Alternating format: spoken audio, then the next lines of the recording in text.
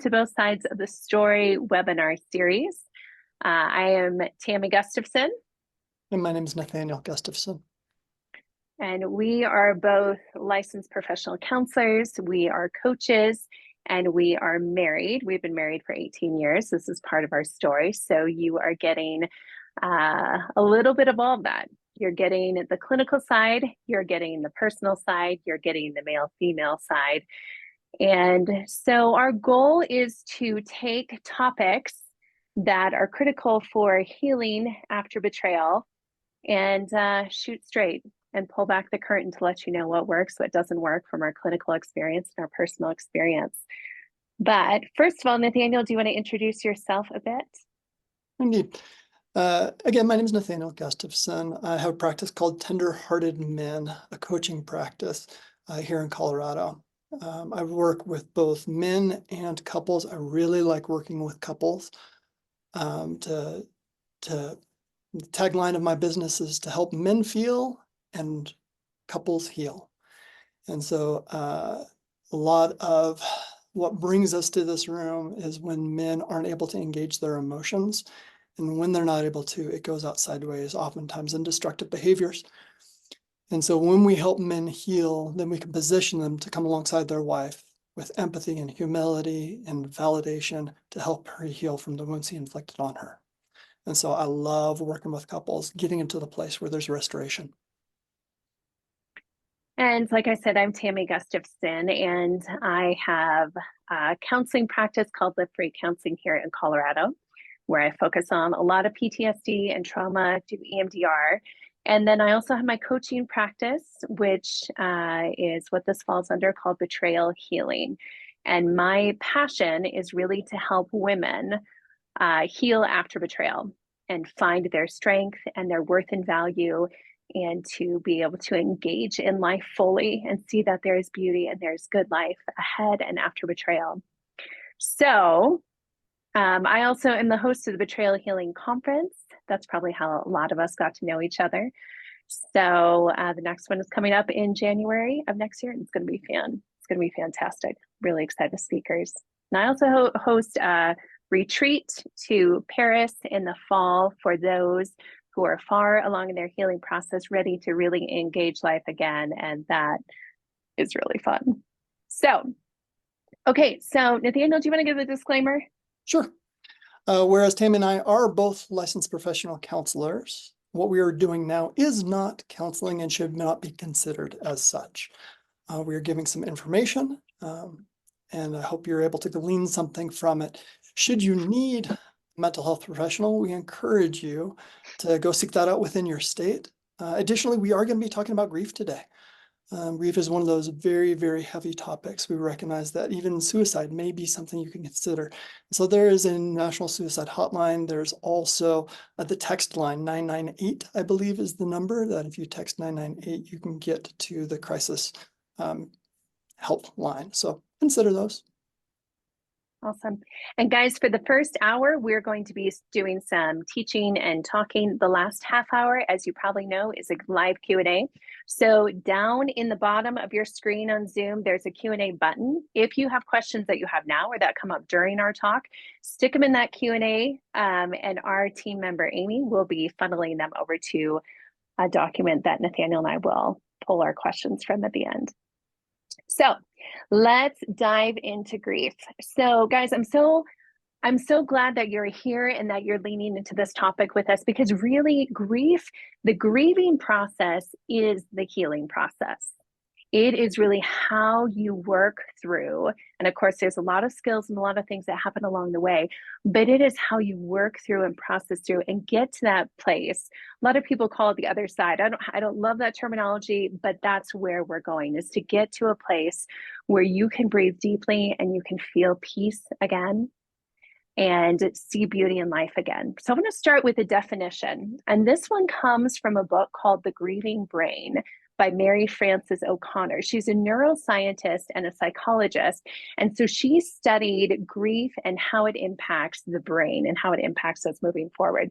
And she says that that grief is distress caused by the absence of a specific person, or in this case, I would say the relationship, what it once was. So it's the absence of that, it's the change in it. And that person filled one's attachments needs and therefore was part of one's identity and the way of functioning in this world. So let me break that apart a little bit. I think we all get what grief is, but I want to break it down. So it's that shift. Okay. For betrayed partners, it's the person you thought you were suddenly is not the person you thought it was. And there's a shift and there's an absence of that relationship that you thought you once had. And the reason why that's so critical and so devastating is because your person was your person. Like they filled that attachment need that you had, that connection piece. They were part of your identity. They were part of the way you functioned in the world. And now suddenly when betrayal happens, all of that is blown up. Okay. And grief is complicated, as you guys know. There's actually a part of the brain whose job is to keep track of the closeness, the emotional closeness between you and those in your inner circle. And it is constantly keeping track, engaging, like, are we growing closer? Are we going farther apart? And that's just in normal life. So when betrayal happens, part of what is going on in that grief is that part of your brain, that thought for betrayed partners, that thought they had a good idea of where things were, suddenly is like blown apart. Okay. So that's where the reality of, gosh, I thought life was this way and suddenly it's not. I thought we were close. I thought we had a great relationship. And all of a sudden I'm realizing this. And so even on a neurological level, there's impact to that. So I something right there real quick. Absolutely. Yeah. I think the point you just made with regard to the disorienting and not knowing reality anymore. Yeah. That's one of the reasons why disclosure is so very important. The analogy I give is it's like dominoes, setting up a million different dominoes in the gym and then knocking them all down. That's what the timeline of life that she thought she lived was. And then when disclosure or discovery happens, all those dominoes goes down. And then she's left to try to put those events back into a timeline. And why trickle disclosure is so dangerous and so harmful is because if she goes about putting those up and then you knock them down with a new disclosure, a new discovery, it's super harmful, super painful. Mm-hmm. And as long as there are secrets, not only is there a power differential, but as long as there are secrets, that part of the brain that's working to keep track of that closeness is going to feel that. That's part for her where she's like, I don't feel like I have everything. It's because that part of the brain is trying to gauge on a day by day, moment by moment basis. So yes, for there to be healing and kind of reorientation within a coupleship, within a partnership, that's very important. So I'm glad you added that. So let's start with the stages of grief that are most commonly and widely kind of known, the Kubler-Ross. And so I'm going to draw these out. And this kind of really describes the process, if you will. So, and this will not be new to a lot of you. So it will be review, but I think it's still really important as we talk about this to kind of set this framework. So I don't know if you can see that real well. When life blows up, when there's a discovery, when there's a disclosure, all that kind of stuff. So that first stage, we know kind of the entry stage is shock and denial. Okay, so shock is a physical thing that happens. It's that first physical reaction to it. And so that is it's emotional, but it's also a very physiological thing that happens.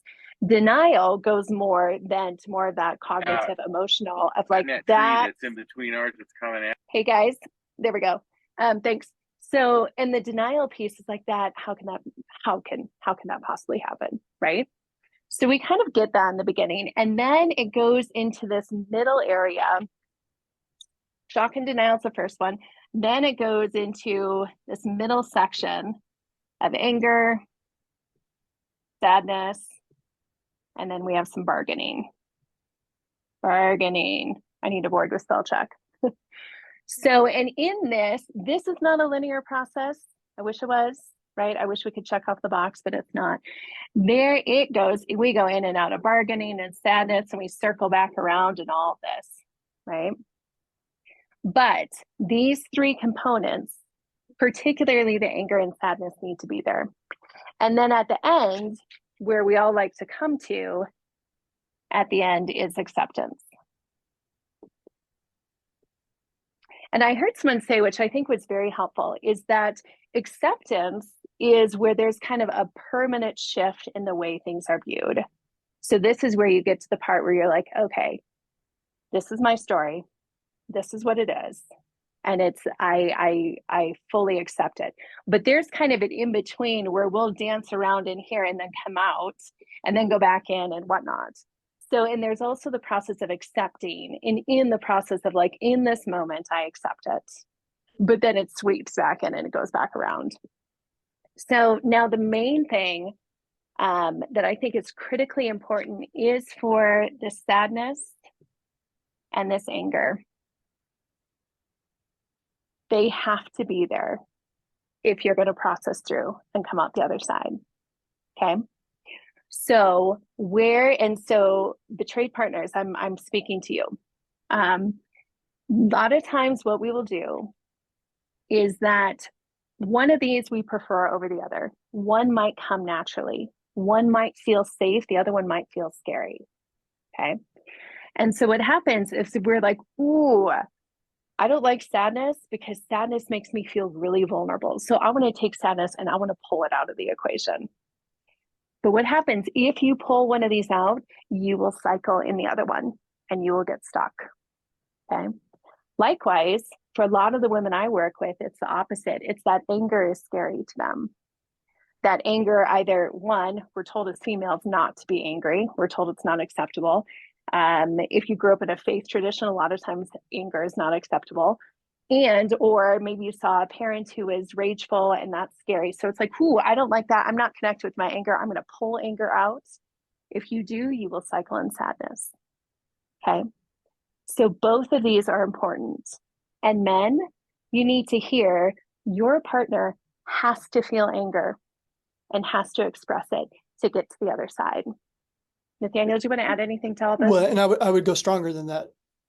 She not only has to accept it, gentlemen, you need to be safe for her to accept it. If you want relationship repair, if you want to strengthen your relationship, you need to be safe for her and accept her anger.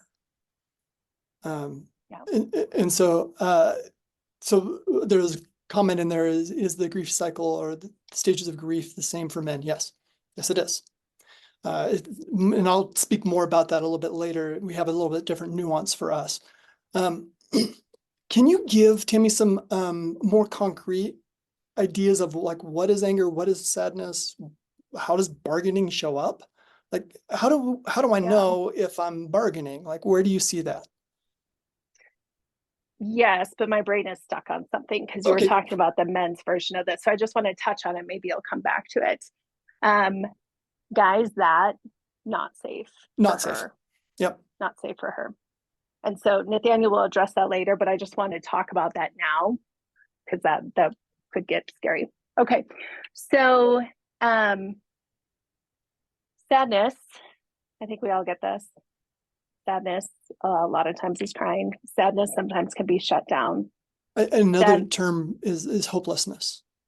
Yeah. We're always going to be here. I'm stuck. I have no hope. I think that's also that part of grief. That's a good piece.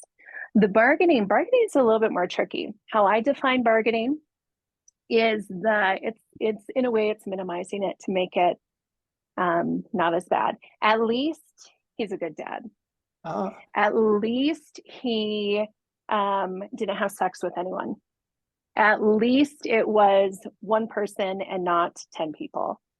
At least it's that sort of thing. Mm-hmm. Do you have another view of bargaining? Yeah, oftentimes it's if then statement. If I only understood why he did this, then I could accept it. If we could just figure out why, then I could, like, that tends to be a bargaining statement as well. That type of thought process. Okay. That's interesting. Okay.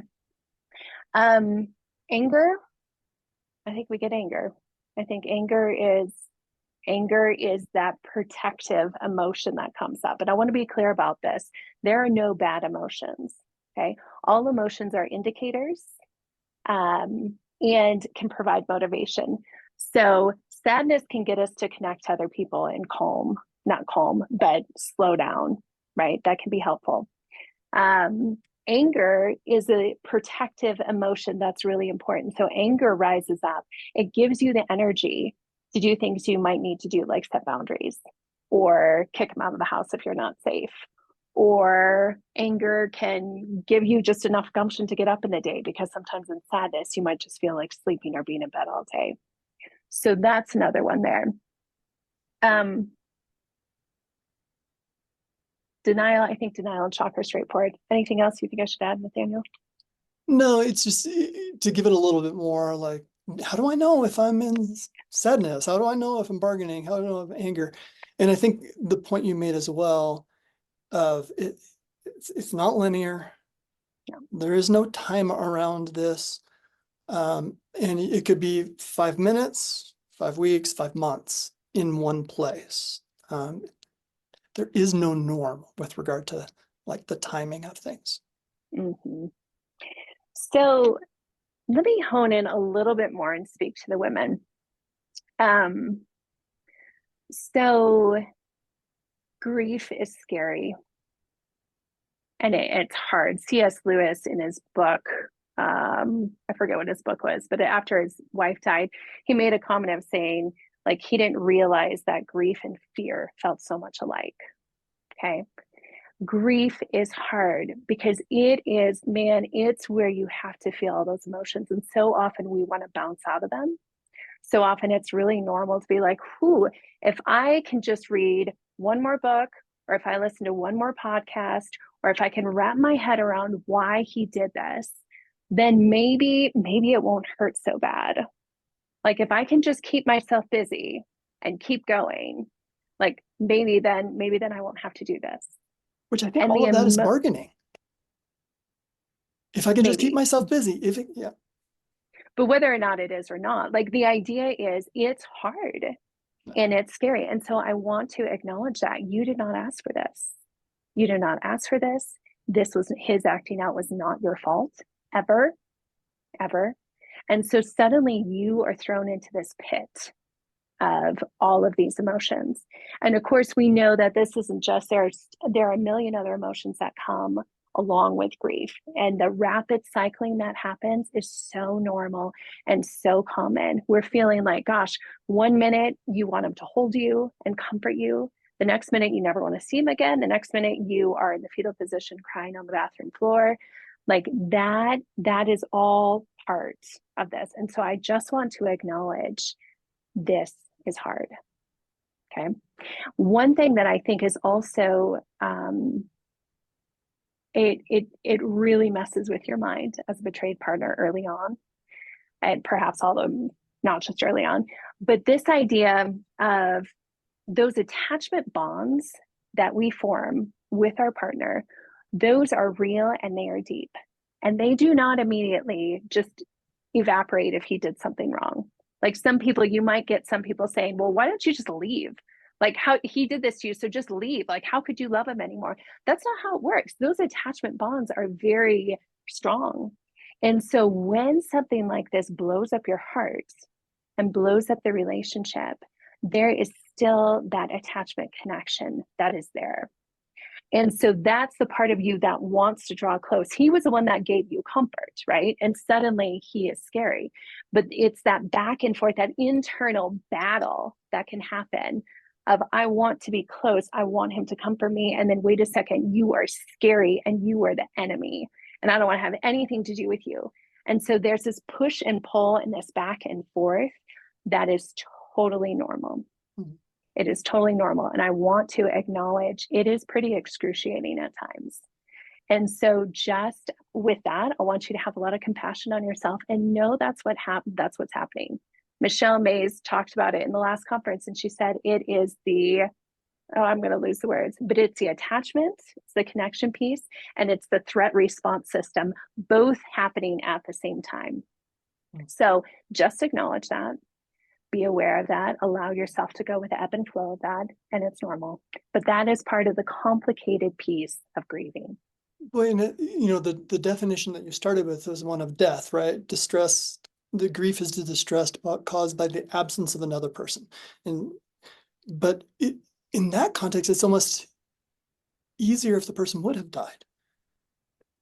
Because, there would still be the loss, there would still be missing, but there wouldn't be that push-pull thing that you're describing. And so, like, this is a unique way where the grief inside a betrayal relationship is like more complex than even death. Mm-hmm. Yeah, it is. So we're going to hang out. We're going to hang out with the women for a little bit longer, and then Nathaniel is going to shift over and talk to the men, and then we're going to talk about the couples together. But there's one more thing I want to introduce, because this is just describing what's happened. And let's be honest, most of us have seen this or heard this before, right? So it's describing it, but I want to take it a step further of like, what do we do?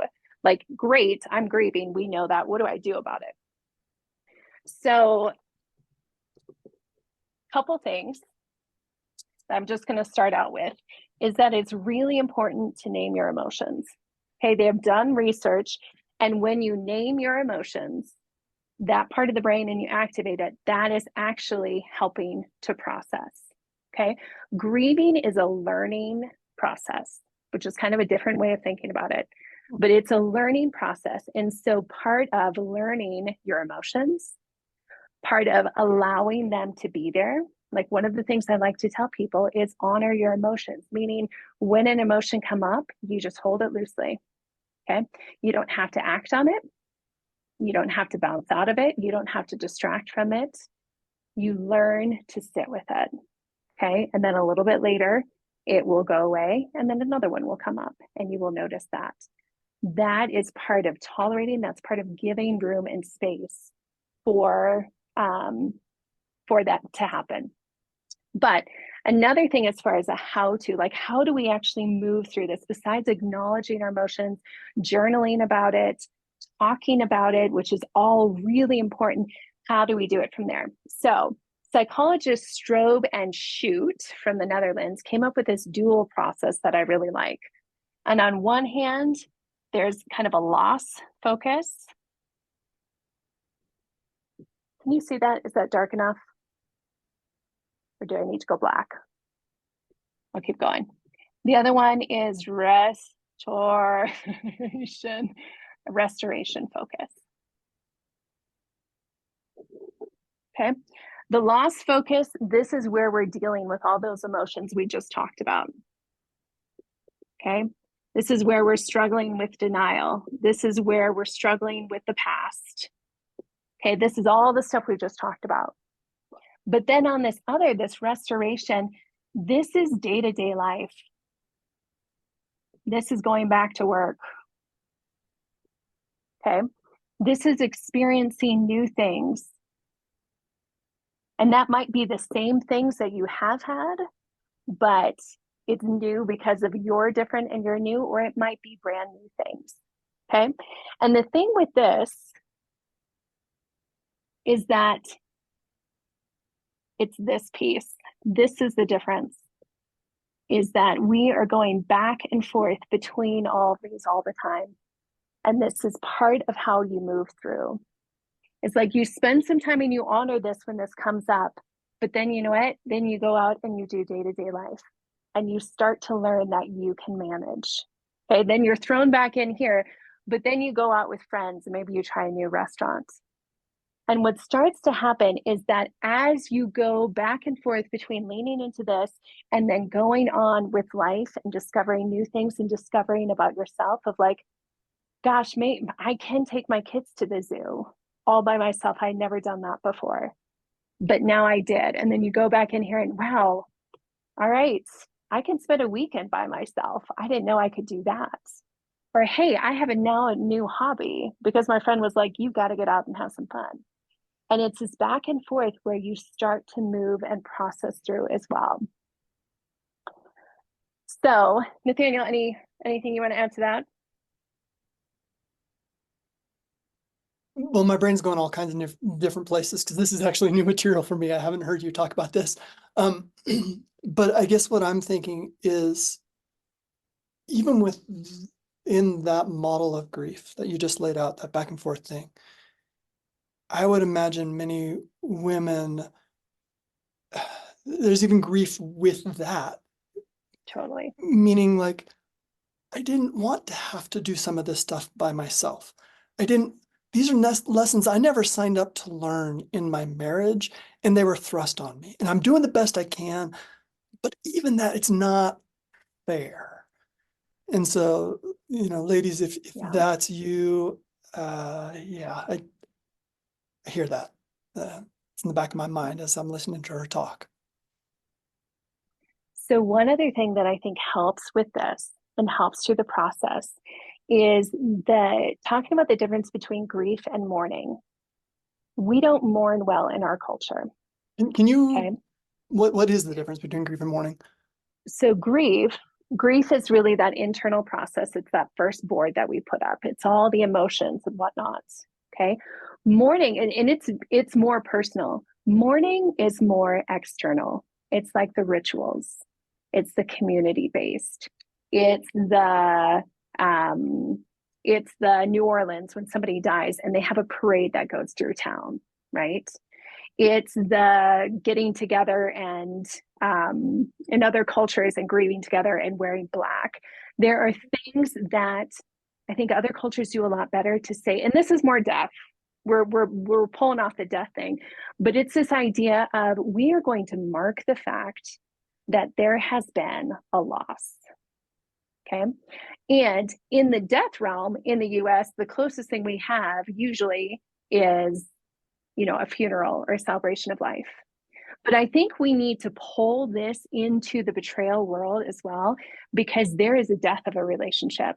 There are deaths of dreams. There are so many deaths and so many losses that come with betrayal.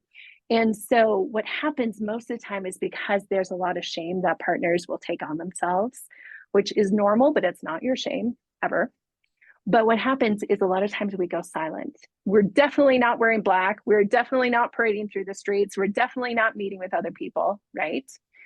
And so, but this is mourning is one of the ways that we process out, that we mark that something really big happened and that there's a loss, and we are owning that and we're honoring that and moving through it. So I think the best thing I could come up with as far as mourning for this is a small group. Like, I think small groups have had in my mind, are really great in a lot of ways. But when I thought of this, I was like, where can we mourn? We can mourn in a small group with people who get it. There's also rituals you can do. Gosh, you can write an anger letter. That is part of a ritual to purge some of it out, of all the stuff that happens. You can, I heard somebody recently talk about writing stuff onto like eggs and throwing them on a tree. Write them on a plate. Go get plates from Goodwill and shatter them in the garage, that sort of thing. But things that physically writes that can help you move through this. So, Nathaniel, I'm keeping track of time, so I need to pass this over to you. Yeah, I just want to clarify. So grief is that internal process. Mm-hmm. And what you're encouraging is to sit with those big emotions, honor them, let them ebb and flow. Whereas mourning has a different flavor to it. That's more the externalized thing. And in the world of death, there's more of a cultural understanding of that and those rites and rituals that we allow public mourning to take place. But in the betrayal world, there is nothing like that. And so the result of that is we isolate and we feel like we're all alone and there's nobody to go through it with. Because who wants to like advertise, yes, I'm grieving because my husband had an affair. Like, right, we shut down. And so what you're saying is like, create your own rituals and or find a group of people who would support you in that public expression of the pain that's inside. Or at least a community expression of it. Yeah. Yeah. Yep. All right, you're up. All right. So as I mentioned, talking more toward the guys side of things, guys have the same stages of grief, denial, bargaining, anger, sadness, acceptance, all that kind of stuff. Now, the difficulty though is many times guys' grief comes later in the process. And the reason this is because one, many times guys aren't good at dealing with any emotions. We are experts at shoving it down and pretending we're fine. And so we don't allow our emotions to come out. We don't allow our grief to come out. So we try to stay in denial. That's actually championed. And we get stuck there. But the problem is we can't selectively choose the emotions that we shove down. If we shut down the sadness, we shove down the joy, and we kind of become walking zombies. And then our wife comes and says, can't you connect with me? Can't you give me anything? And we can't, because we put everything in a box. All right.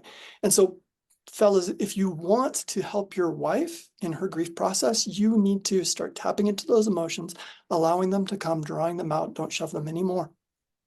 Now, that's number one. Number two, part of the reason why his grief tends to come later in the process is many times he's swimming in fear and shame. And his fear and his shame get in the way of all of the other emotions. And so he's got to learn how to deal with shame of what his past really was and the influence that it's having in the present. And he's got to figure out how to deal with the fear of maybe I'm going to lose my wife. Maybe I'm going to lose my family. Maybe I'm going to lose my retirement. Like all of it. Like he's got to deal with that. And as he does that, then he can get to some of the truer emotions that are associated with his grief. Okay. There are men who believe they don't have the right to grieve. Like I brought this on myself, so I can't feel anything. It needs to be about her. Now, I would agree partially with that. Like you do need to focus on her and her grief, but that doesn't mean that you don't have an internal process as well. Otherwise, you're going to be shoving those back down in that box again. And so, like, men, your grief is valid. It's real. It's important for you to deal with it. How you deal with it's going to be really, really important. We'll cover that a little bit later. Additionally, there's a nuance of difference between like self-pity and grief. And some guys get stuck because they kind of feel the same. Self-pity and grief. It's a low, there's not a lot of energy. It's really painful. But what we need to do is like separate that, because self-pity is going to keep you in a hard place. There is no exit for that. Whereas grief done well, you can get to a place of acceptance. And so what is the difference there? I don't necessarily have a good definition of what the difference. It has to do more with like a flavor or a texture of it. Self-pity has more of a condemning tone to it. Grief is a little bit softer and perhaps more intense. All right. And so we want to parse the difference between self-pity and grief. Self-pity is going to keep you stuck. Grief is going to move you on eventually. Now, with those stages of grief, Tammy, that you brought out, the anger, the sadness, the bargaining, and whatnot, I found that the sadness or the hopelessness was far more difficult for me to deal with than when I was in anger. Because when I was in anger, at least it had some energy about it. I could do something with it. I could channel it. I could, go on a run or something. It felt like there was something to do with it. When I entered into the hopeless side of things, it scared me, because those are big emotions. I didn't like doing big emotions, and now I was forced to sit with them. And it was so hard to sit with all of the pain, all of what I brought into your life and our life. And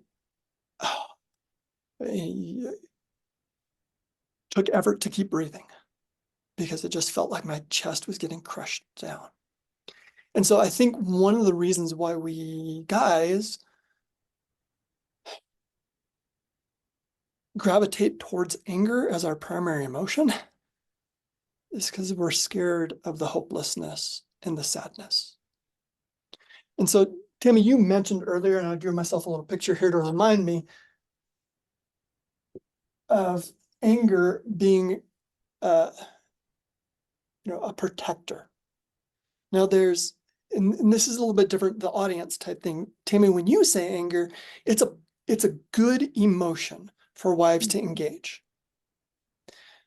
But men oftentimes misuse anger. Anger is the one emotion that's socially acceptable for us to engage, and so it's our go-to. But the problem is many times anger isn't the true emotion. It's what we know as a secondary emotion. And so anger, or any synonymous term with anger, frustration, resentment, annoyance, all of those are the outcropping of the root system, because the root is giving the anger life. And so the root system is what we call the primary emotion, or the true emotion. And for many of us men, that's a softer, more gentler, more vulnerable emotion. And so it's such things as fear, sadness, or loneliness. So you can feel like these are more vulnerable emotions, but because one, we don't deal with them very much, and two, it is vulnerable, so we're scared to share, then we shove it and we let anger give an emotional stiff arm. So I'm going to give you some emotion, but I'm not going to give you the true emotion. This is a really unhealthy dynamic. And so men, if you are experiencing anger, there may be a legitimate form of that is part of your grief process. We want to make room for that. But the question you need to ask first is kind of, what's the purpose of this anger? And if it's to cover stuff up, you need to go from here to here really quick, or is it going to be doing harm to your wife and you're not going to be safe for her? So, Nathaniel, I want to pause you there for a second, because when I'm talking to women, I'm saying their anger is very rightly so at their partner who betrayed them. And the expression of that, rightly so, if he's safe, is to their partner. Now, help me understand, and everybody else understand, when we're talking about anger and men in this process, there is no right to be angry at her. So what is that anger about that men are feeling, and where are you saying that they need to direct that? So Does that make sense? healthy anger, or true anger, can be defined as a right response to injustice. Okay. So you have to have injustice in order for anger to take place. So if, sir, you are the one who has betrayed your wife and then you're angry at her, think back, where did the injustice take place? You did that. Right? So she has a right to be angry at you because you broke your wedding vows. But you don't have Or a your right to be angry at relationship her. agreement for those who aren't married. Yeah, thank you. Yeah. So she has a right to have legitimate anger, and she should express that legitimate anger. But you don't have the right to retaliate against that anger because you were the cause of it. Yeah. So for you, so when you're talking about anger for men, keep going with that. What are you talking about, and what do you recommend they do with that? Yeah, so the anger is not going to have a projective quality. You're not going to be putting that on your wife. Now you might have anger at yourself, which we need to shift from self-pity. We're not going to beat ourselves down, but you can be disappointed, hurt, and even angry at your old self. And that's part of your grieving process. It's like, how was I that stupid? How was I that detached from reality? I'm so upset that I let my life get to this place. I think that's a healthy and appropriate form of anger. Now, how you express that, really, really important. Again, many of us believe that the only way to express anger is a expletive-laced, yelling match. No. There is an appropriate expression of anger that has this tone of voice, this cadence, this level of energy around it. I am so angry at myself for bringing this pain into our family and threatening us. There's anger there, but it doesn't have to be at volume 10 laced with cuss words. Mhm. Okay. We can control our anger, which I heard it said once, reading a parenting book, that we want our kids to get excited when dad gets angry. Meaning, we know he has control. We know he's protecting us. And there's a reason behind it. He's not angry at us, but he's defending us. He's angry at that person for almost running us down. Like, there's something about it that's really safe. Mhm.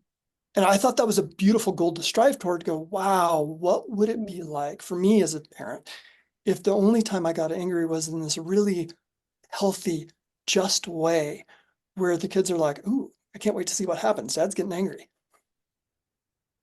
All right. So moving on. So men, let's talk more in the context of like what it looks like as a couple, and then I'll try to like give you more like practical types of things. All right.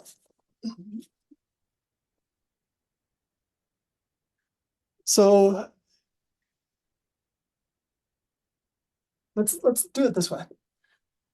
If this is the ups and downs, the ebbs and flows of life, whether, this is the anger part of things and this is the sadness part of things, or whatever. What we tend to do is we tend to think, okay, we need to be together in this. And so if this is him and this is her, we kind of want us, parallel, which, feels connected-ish, except you have to be clones of one another. And this is unrealistic. It's not reality, no. Yeah. And what's more, when both people bottom out into that hopeless place, it gets really, really scary. And so then you can think, oh, well, what we should really do is we should balance each other out. Maybe we should go like this. But at that point, you're never together. You're never experiencing anything. And again, it's not reality. And so what some couples will do is like, we just won't allow ourselves to feel the sad, the low, the pain. And we'll just try to connect during the good times. Again, not real. Hey, And what Nathaniel, can we rephrase that? Because I'm having a hard time following you with anger and sadness. Can we rephrase that as the highs and feeling connected and the lows? Because that Yes, anger and sadness it's not connecting for me. that's more helpful. So if this is connected and then, low or maybe disconnected, what I think like reality is more like this. Let's say he's black, he's more like this. And then she's more like this. Mhm. The frequency is different. So I guess what I'm trying to do is setting this up is to say, like, each individual is different with regards to their pace of grief. And she's got one pace and he's got another. And when we try to merge them, we shouldn't expect them to dovetail perfectly with one another. We need to account for our different ebbs and flows in that. And so how do we do that? And what are some of the some of the things that kind of go wrong? Well, one, what tends to happen is a couple will unknowingly fight for the emotional spotlight. Who gets the attention? Whose turn is it to grieve? Okay, and so I want to make a distinction between those couples who are early in their process of grief or in their process of recovery and people who are much later in their process, because it does look different. Those of you who are early in the process, what works is ladies first. Because she was the one that was hurt. So of course. Yeah. And where it goes wrong is when he says, yeah, well, I'm hurting too. Mhm. And he kind of plays a trump card. And that puts a lot of tension and strain on her. Sam, I think you put it well, like that's one of the things that ejects her from her grieving process is when she needs to feels like she needs to tend his emotions. That will actually shut down women. That will shut down your healing process. If you early on, if you put your emotional attention on him, because a lot of times, like, we don't like to see those we love in pain. So if you put your focus on him and try to help him, it gets you out of your shoes. And the reality is, what happens, everyone's healing shuts down. His healing stops because that's not where his focus needs to be. The relationship goes nowhere, and your healing process will stop as well. So you have got to stay in your own shoes and focus on your own grief and your own pain and finding your voice and the injustice that's there. And then as time goes on, if there's healing in the relationship, then it can start to look different. So go ahead, Nathaniel. Yeah, and to complement that, again, early on, those of you who are 1, 2, 3, 4 years in, that's still early, believe it or not. Depending on what good work they're doing or not. Sure. Yeah, that he's doing. Yeah. But I lost my train of thought. Sorry. It happens. What we were talking about? We were talking about grief. Focusing on him, where the emotional energy goes early on needs to stay with her. As it goes later on, then it can shift. Yes. Yeah. And so, yeah. Oh, that's what it was. Thank you. Men, when your wife expresses that anger, that pain, that sadness and grief, that is actually giving you an opportunity to strengthen your emotional muscles. All right. So many of us haven't done a lot of emotional work. We weren't enculturated that way. We weren't raised that way. And now we're needing to. And so if she shows up and kind of rescues you from those emotions, one, it's going to shut her process down. Two, it's going to rob you, men, of the opportunity to get stronger emotionally.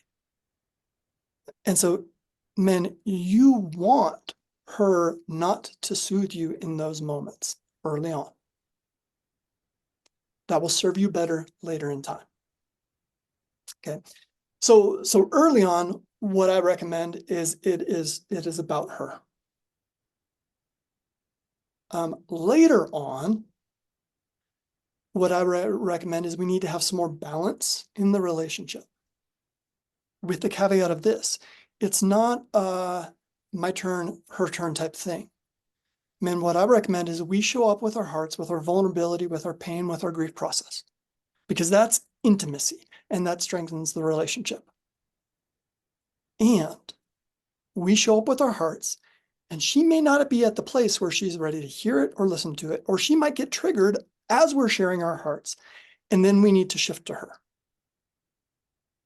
All right. So some guys will get that wrong, but like, I started this conversation. It's always about you.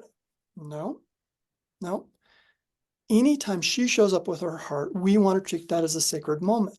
And so even if we started the conversation, she played the trump card of, it's about me now. And we go with that because that's going to help her healing process. And if you've been doing good work to get where you're at, you're going to be able to shift and move that direction and be with her in that. Okay. Can I jump in here? Yeah.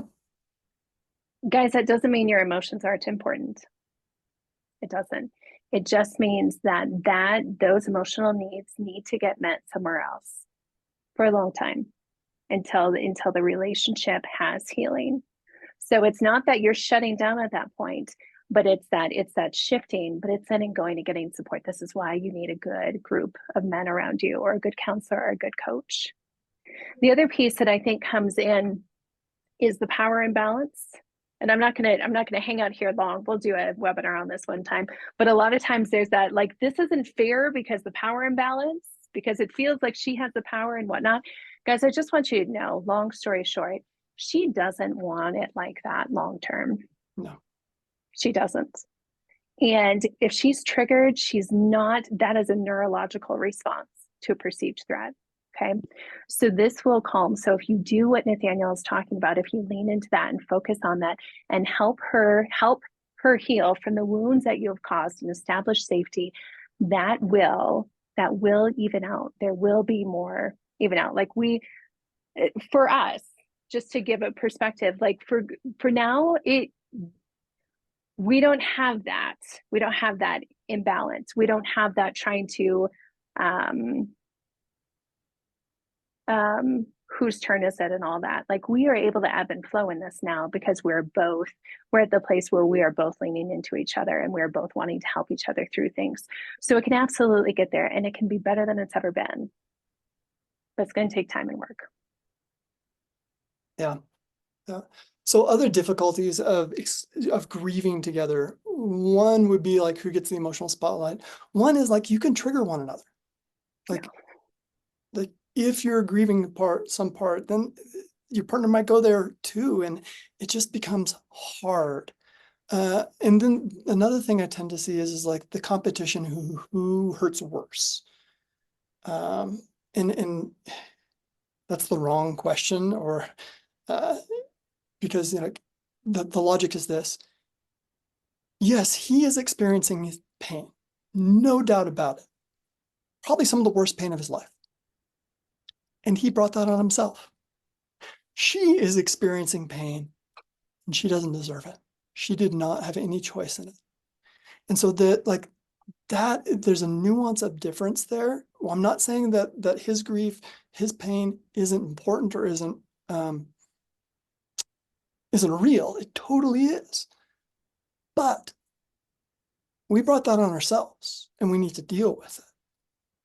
And it's just one more sign of unfairness if we say, yeah, well, I'm hurt, so I need to focus on me now.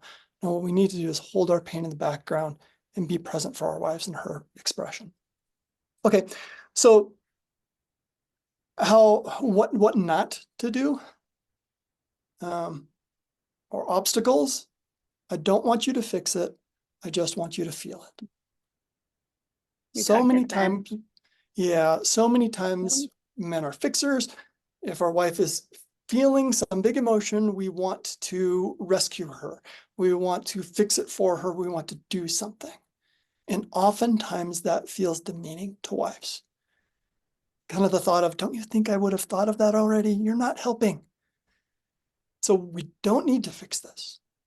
We do need to feel it. We need to go alongside her and honor those big emotions. Be patient with all of the range of her grief process and be with her in those big emotions.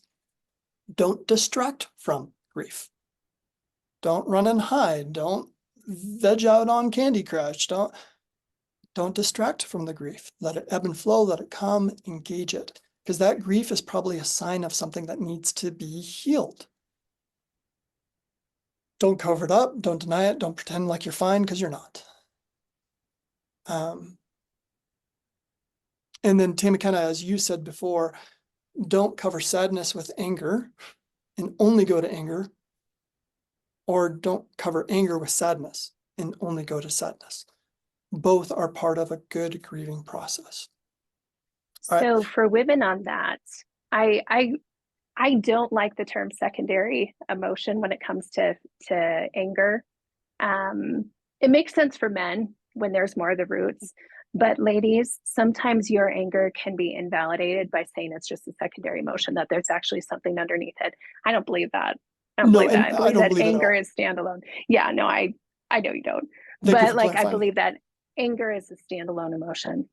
The other thing I'm going to add, since I'm talking, is anytime, ladies, women, you are expressing grief and you're expressing your emotions, whether it's coming out in sadness, whether it's coming out calmly, whether it's coming out in anger, whether it's coming out in yelling, when you are sharing from your heart, that is intimacy.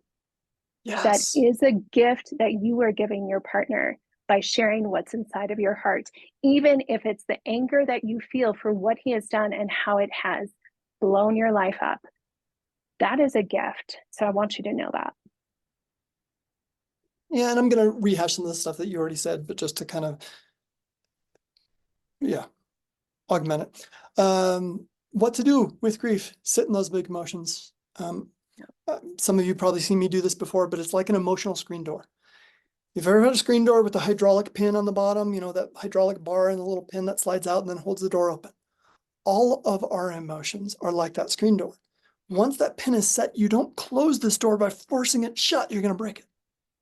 So counterintuitively, what you need to do with this door, once that pin is set, so you need to open it. Once it's open, that relieves the tension on the pin slides, then the door closes naturally, right? All of our emotions, rather than suppressing them, we need to open up to them and learn from them. So yeah, sit with those big emotions. Be very, very gentle with yourself. Men, get curious about what is going on. Why is it there? Look at it as an opportunity to strengthen yourself in the emotional realm. I mean, so many of us, we don't like hard emotions. We don't like the pain. We don't like the suffering. We don't like it, right? But in a different context, many of us endure a lot of pain. Whether you're a marathon runner or you go to the gym and you lift really hard and you can't lift your arm above your shoulder, like there's an avenue where we actually champion pain and want it. Why? Because we get stronger when we experience that type of pain. We need to take that mindset over to the emotional mindset as well. Rather than running from these painful emotions, we need to look at that as an opportunity to get stronger for ourselves and then also for our spouse. Because if we get really strong, then we'll not only be able to handle our emotions, but then we'll be able to come alongside our wives, empathize, validate, and be with her in her big emotions. And there's where some of that connection is. Okay, so as a couple, how do we do it? What does that actually look like? Okay, we've kind of shown our hands a few different times with regard to empathy, with regard to talking, with regard to intimacy. Even if that intimacy is anger, that is still her showing us her heart. I view it like this. How do you forge two pieces of metal together? You have to have great heat and pressure. And when you bring those pieces of metal together and you add the heat and pressure, the metal becomes malleable and the pressure knocks it together so that almost at a cellular level, those things become one. You can come with all kinds of pain and anger and hurt and sadness.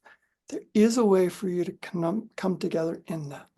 And that has to do with a lot of courage, but a commitment to walking through the hard things together.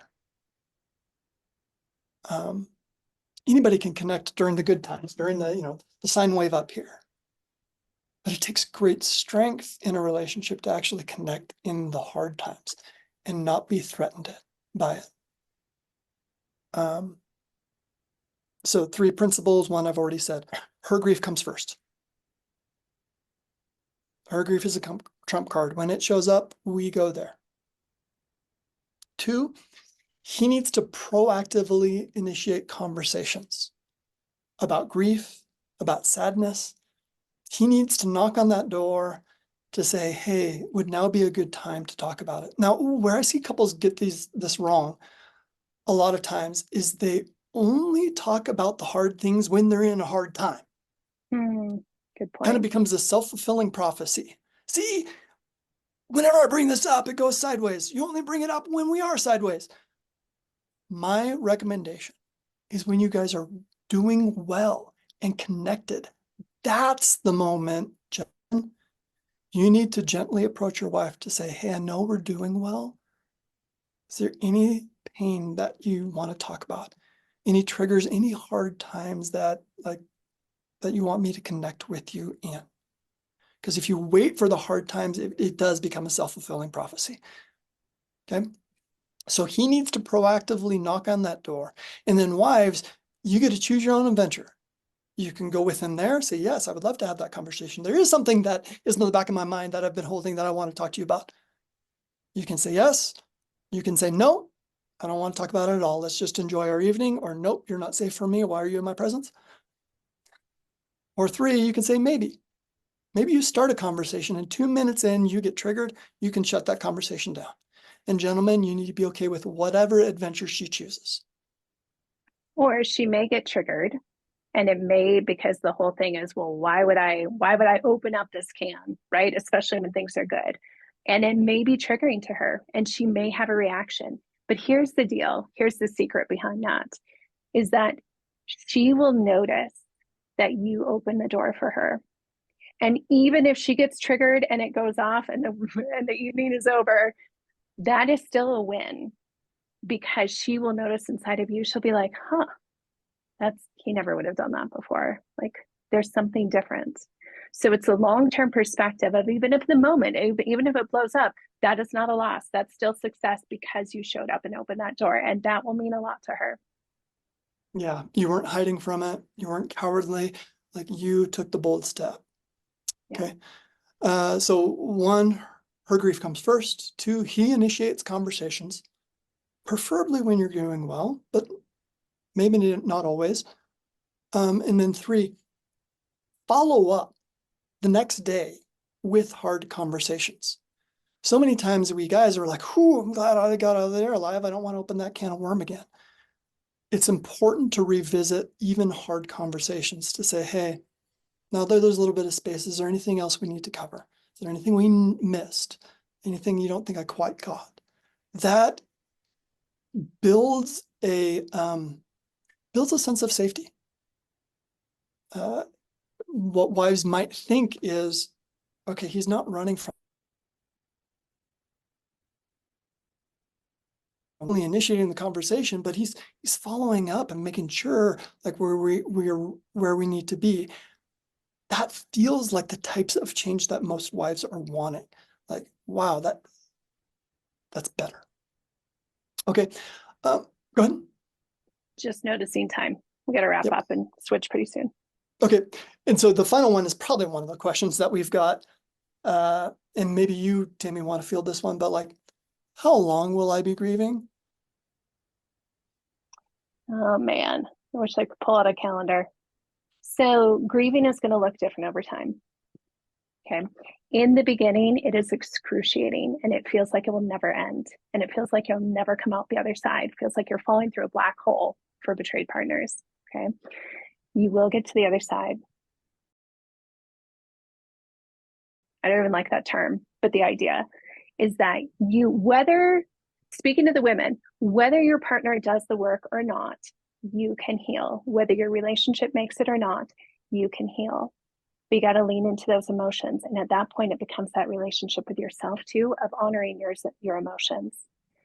As you continue on, and hopefully he does the work as well. Hopefully, if you want it to, the relationship heals. Then the grief will dissipate over time. It doesn't mean that at some point there's a finish line that you cross and it's a race and everything is in the past and you move forward. That's not how it works. But the thing that I'd like to say is at some point in time, I'll speak for myself and for a lot of women that I counsel and coach, is that at some point in time, it goes from healing and it morphs into growth. Where now, for here on out, I'll speak for myself. I want to be a person that is continually growing and becoming the best version of myself. So I continue to do counseling, not specifically for this, but for anything in life that comes up. And this is part of it. There might be a grief thing that comes up on occasion, but it's few and far between as far as what we've gone through. So if we can switch to it of like, will there be moments of grief? Yeah, there will be, because it's part of life. It's part of the story, but we don't have to fear it. And it's not going to be overwhelming like it was before. Yeah, I love that. Part of the language I use around it is the flavor of grief changes. So many times when a client will ask, like, how long am I going to be here? What they're asking, well, the true answer is you're always going to be in grief. There will always be a part of you that is grieving. But that's not what they want to hear, right? But the flavor of your grief changes. Right now, it's painful and super intense. Later on, it might actually be redemptive. So in our story, Tammy, there are times where I'm working with clients where I see myself in a client. And it breaks my heart how much I hurt you. And I'm hitting it again right now, right? Like, it's overwhelming to me. And so I'll come home and I'll apologize for the wounds I inflicted on you. And so now, because of the healing broad process and whatnot, I mean, I walk in the door, you see my face, and I don't even say it anymore. You just say you had a hard client, didn't you? And then you give me a hug. And so all of that is grief, but the flavor of it has changed now. So now we're actually connecting in our grief. And there's a softness and there's a knowing in both of us that is wonderful. Now, you told me that year on that we'd be able to connect in that. I would think you're crazy. Like I come home and I say, I'm sorry, and that would have been a trigger. But there's a difference as we go. The grief is still there, but the flavor of it changes with time. All right, questions? There's a lot of questions. So yeah, I feel like, thank you, honey, for doing the work. I feel I need to respond to that. Okay, guys, we're going to switch over to the Q&A now. So again, if you have any other questions that come up, put them in there and we will start working through those. I'm going to start with one. How do you deal with carrying the burden of your partner's affair or betrayal when everyone thinks he's a great guy? Okay. This was our story. Everyone loves Nathaniel. Nathaniel was a great guy, right? So how do you deal with that? How do you deal with the grief and whatnot? You still grieve. You still grieve. And there's that added component that a lot of betrayed partners feel, right? Of what the outside world thinks and how they view it. And so what I would encourage you to do, and this is especially true because we get this a lot, it's like there's a lot of really good guys. There's a lot of really great guys, golden children, golden whatever, who do these things. And then it's hard because it feels like nobody believes you or whatnot. And I would say if you're struggling with that, there has to be a piece where as best you can is to take all of those people and all of their opinions about your partner, and they are not in a relationship with your partner, right? They're not the hurt ones. And do your best to put it over here and grieve here and stay in your reality. Of your reality is that the pain is just as intense. And sometimes it can be more isolating because people don't see it. Or they vilified you. That was our story too. They vilified me. So what I would say in that case, it's really, really helpful if you have got some people in your corner. If you can get a support group, my support group and our counselor, they kept my heart alive. They kept my head above water. So especially if you're dealing with that and all that from the outside, get people who can sit with you, who see your pain, and you continue to grieve and lean into that. Yeah, great work. Okay, I have a question here. Partner is grieved individually, betrayer is grieved individually. How do we actually do it as a couple? So I don't necessarily have the 5 easy steps. What I would say is it all has to do with intimacy and a lot of conversations. Yeah. Okay, now one thing a guy can do to be proactive there is I might assign you this homework if you were my client. Sir, I would like you to go back through the timeline of life, hers and yours, from her childhood on to yours and on, and notice big events. Make a note of those and then do some work around it. I mean, go to your wife and say, hey, I was thinking through our timeline and I remember our second anniversary. We were going to this place, you tell the story, it went south, and then begin a conversation about it. Apologize. Ask if there are still wounds or flares or anything like that that is still present. Invite her into it. Now, again, she may not go there, but at least it shows a proactivity on your part that, hey, you're not just sweeping the rug and letting the past be the past. You're continuing to look at things going, man, I screwed this up and I want to talk about it. So that'd be one area that you could do proactively, man, to begin to initiate some conversations and grieve together in that.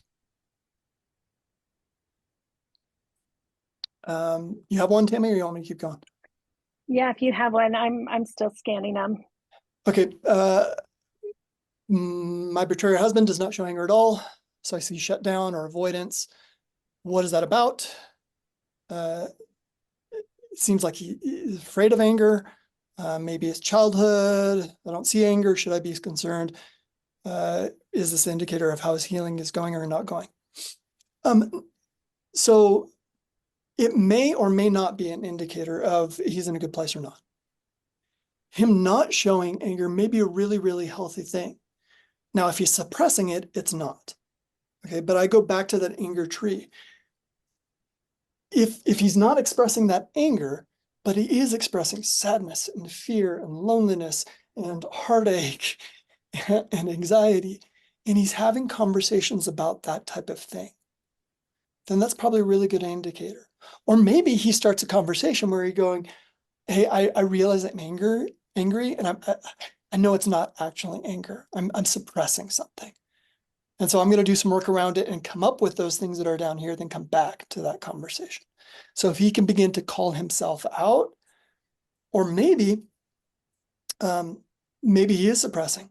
And again, he can call himself out on that, go to those deeper emotions, and that's the vulnerability, that's intimacy that you need to see to go, he's doing the right type of work. But if he's shut off all emotions, probably not a good indicator. Or probably a good indicator that he's not doing the right type of work. Okay. This person is asking about the idea of to heal together, you should grieve together. So he said, grieving is very intimate, and I feel very protective of my emotions because my spouse doesn't feel safe emotionally, even after several years, even though he's doing lots of work. So feeling pressured to do this together in these circles or with therapists. And we'll let go. Is there something you have to say? So I think I get the gist of it. I think the idea is there can be a lot of pressure to heal together and to do this together. That's not that how to wrap my head around this. For betrayed partners, you get to make the call. If he is not safe, you do not have to do it. Okay. It is very intimate to grieve together, and you might be at a place where you're like, 1, I don't feel safe. 2, I'm not ready to share my heart. 3, I don't even know if I want to stay in this relationship. So I don't even know if I want to do that. For any of those, sometimes there is pressure that you have to be in the relationship and you have to be doing this together. You have to listen to his check-ins. You have to do all this. And this is a huge pet peeve of mine because I'm very protective of betrayed partners and say, you do not have to do any of that. And I don't care if it's a therapist. I don't care if it's a coach. I don't care if it's your faith community leader. This is your life. And if you are not feeling safe, you do what feels right for you. Okay. Very much want to empower you. And there is no right or wrong way to go through this process and to heal. And what is right for you may not be right for somebody else, or vice versa. Okay.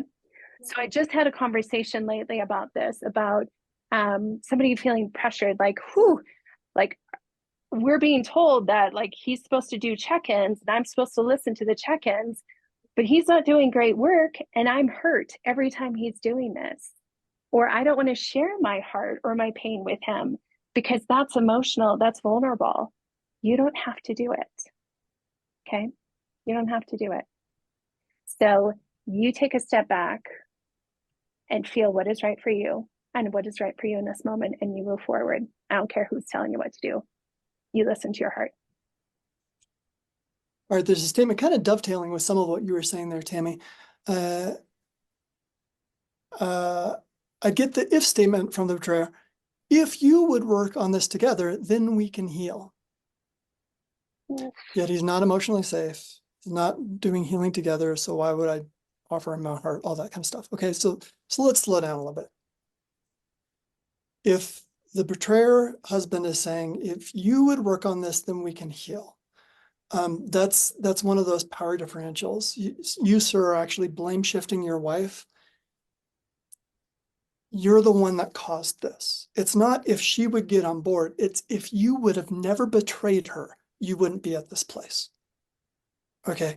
And so for that situation, sir, you would need to humble yourself and be patient with whatever timetable your wife needs. There are probably really legitimate reasons why she's not willing to heal together in this moment. And it likely has to do with what Tammy just talked about. You're probably not safe for her, as evidenced by you're blaming her for y'all not healing. And so I go back to the drawing board, take a big bite of humility pie, and go like, wait a minute, I brought this on myself. And different logic. How long did it take for you to come to grips with the fact that you were acting out, that you were betraying? For most of us, decades. And so you took this amount of time to get your stuff together, maybe, and she's had this much time to take care of her stuff. I think it's only right for you to give her just as much time as you took to get to where you're at now. Does that make sense? Like, hope I'm not being too hard there, but yeah, there's an imbalance there that needs to be corrected. Absolutely. If he is only sharing his emotions with his group and not with me, and he is also not able to hold space for my emotions without defensiveness, is that just an indication of more time being needed for his healing individually? No. No. That means that he has to do different work and he has to lean in deeper. Okay. Time does not heal wounds. It doesn't. Time is not going to heal betrayal. Time is not going to, time doesn't heal. Okay. Very intentional work done over time is very helpful, right? So, so I would say that's something that needs to be addressed specifically. There's a few questions that kind of address disclosure type topics. Like, what if he can't remember? What if he doesn't want to acknowledge? There's a few different questions along those lines. Super hard. And I can't go into all the reasons, I don't even know all the reasons why, but I can talk about the ramifications of that. Many men will give the justification, rationalization, I'm trying to protect her. Trying to protect her from that piece of my story, from that. And gentlemen, you are not protecting her, you're manipulating her. She deserves to know what her reality was. That's fair. That's honoring. And in fact, that is trusting her with your story. Right? And so if you really wanted to protect her, you never would have done that stuff. So it's not fair for you now to go, I'm going to protect her. No, that should have come years and years before. Okay. And so now what you need to do, gentlemen, is you need to scour your memory bricks. You need to put yourself back into the recesses of your mind. You need to sweat blood and tears until you come up with all the details. Because she deserves that. She deserves to know what her life and her story is. And by not telling her that, you're actually preventing her from being able to fully grieve what her story was. You're in essence keeping her stuck. So like, you've got to do the work. You got to figure it out, whatever it takes. Let me piggyback on that. You're not keeping her stuck, but she is going to have to move on without you if she is going to heal. Okay. Thank you. Yep. Jake Porter puts this really well, is that because a lot of women feel like if I don't get the full truth, I can't heal. That's not true. But what happens is that the reality that he won't give you the full truth becomes your truth. That becomes the foundation that you move on from. And that's Jake's words, not mine, but I love it. So you're not keeping her stuck. You are keeping the relationship stuck. And if she's going to heal, she's going to have to move on without you. So I want to What if he can't remember the majority of his acting out and therefore he has difficulty being sorry or empathetic because he doesn't remember? That's not an excuse. One, I would question the fact of whether or not he can't remember. That might be something that a full disclosure and a polygraph would need help with. But I don't care if he doesn't remember everything or if he remembers just one thing. It only takes that much to shatter your heart. Okay. It only takes that much to cross the line of the relationship agreement or the marriage vows. And that's so painful. Okay. And so even if he just remembers that much has profound impact on you and the relationship. And so he absolutely needs to do the work to feel empathetic, to feel sorry, because it's about your pain, not about what he remembers or doesn't remember. And most men will start out saying they don't remember. Okay. And then with work, they can remember a lot more. Maybe not every single detail, but a whole lot more. Yeah, well said there. What about anger? Is it a cover for grief? Should I express the intense anger? So anger is part of grief. Tammy, you have a teaching, it's been a while since you've done it, where you kind of draw a river. Do you know what About the anger piece? Yeah. And like how anger moves you. Do you have time for that? So no, we only have 5 minutes. Next month is about anger. So come Okay, back good. and you'll get the river. Remind us. All right, well, that was my thing, so I was going to set you up. Oh, well, I'll do the next one. You can come back another Okay. one. Can you explain the grief versus fear again? As someone who's dealt with a fair relapse after many years, I really can't tell if anger is part of my grief or if I'm just in fear, trusting myself or trusting him again. The grief feels so impossible to get out of. So, so the grief and the fear, I don't know that I can explain a lot more of what C.S. Lewis said about that, other than they feel a lot of like. But let me talk to really what you're talking about is really complicated grief, especially when there's been sobriety or even perceived sobriety, especially for a long period of time, and then there's another relapse. Oh, that those can be more damaging than the initial, especially after a period of time, because then it's like, oh my gosh, now we have to start over. And if you went 4 years and then you relapse, so now when do I start to feel safe? Now I have to go 4 years, and how much longer before I can start to feel safe? So it is complicated grief. And that also gets into that issue of risk, the risk of how do I stay with someone who I don't know if he's going to break my heart again?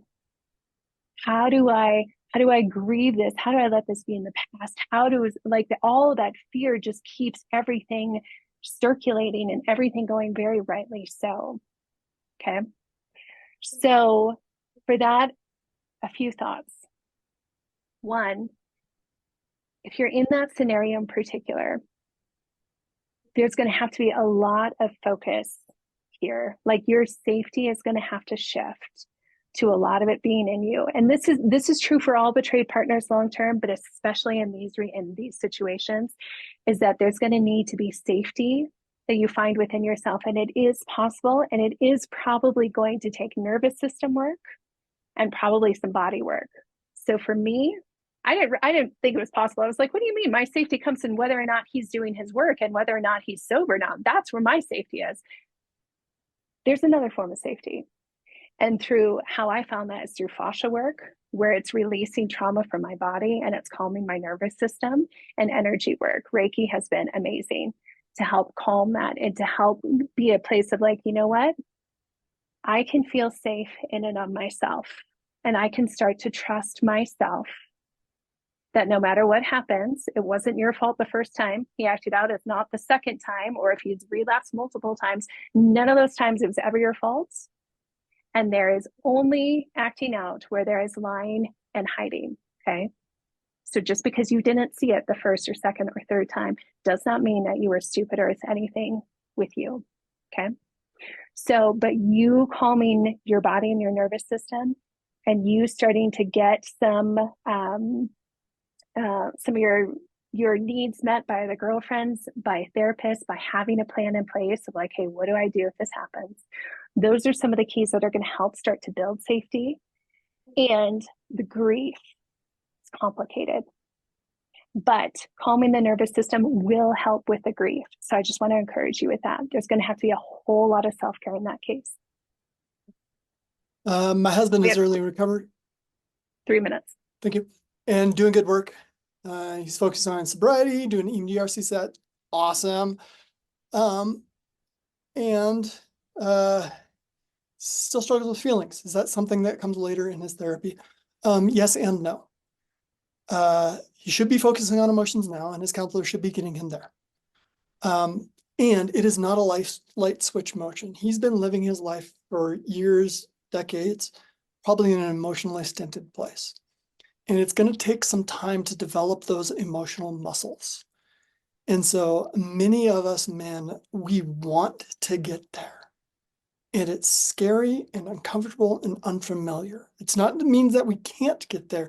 It's new territory for us. And so there is a learning curve that needs to take place. And so fellas, if that's you, keep at it.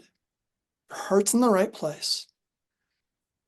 Dig into it. I often use the phrase fail in the right way.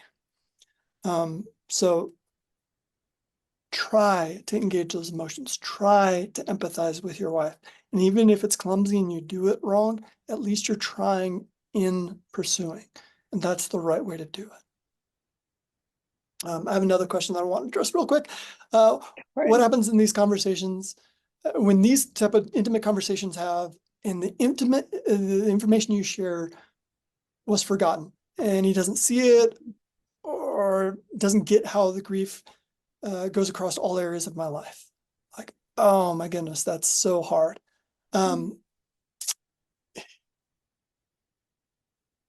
So he needs to step up and to remember those things. He can't just forget about them. So I don't care to the guy, I don't care what you do.